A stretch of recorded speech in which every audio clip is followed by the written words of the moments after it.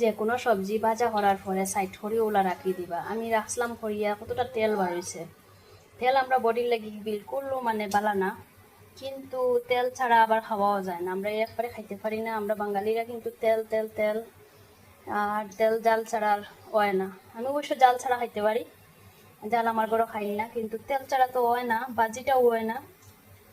So দেখা নি side করে রাখা কতটা তেল বার হয়েছে।